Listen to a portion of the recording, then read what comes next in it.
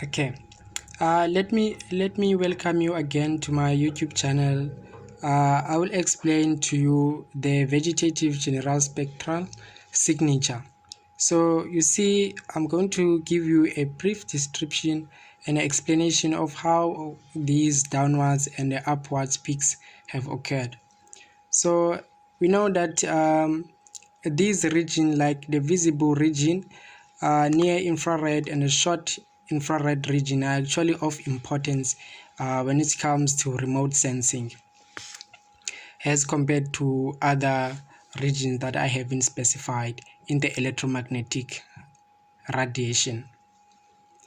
You see, under visible region, we have to note that the chlorophyll is the dominant factor that is actually controlling the leaf reflectancy, right?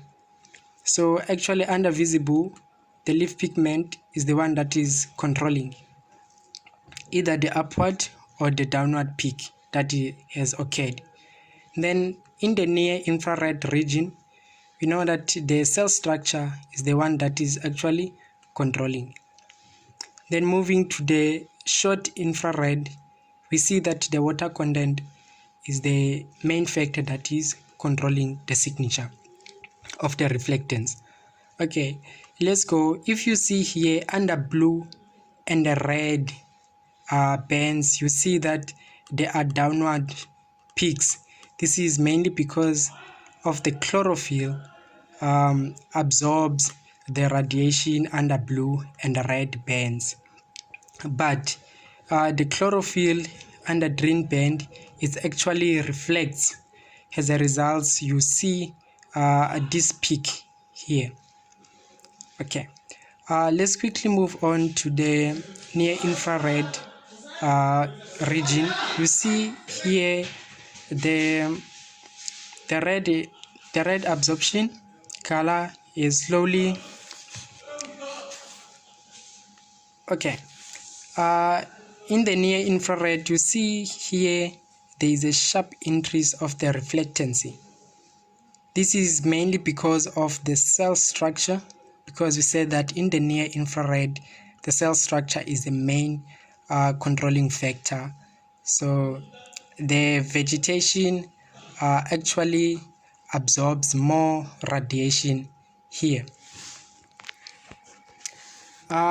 Moving to the short infrared region, we've said that earlier the water content is the one that actually controls the leaf reflectance. You see, beyond 1.3 micrometers, there is a sharp decrease in the leaf reflectancy. This is because that the leaf actually absorbs high amount of water in the cells. So that's why you see that all other downward peaks are the results of the water absorption.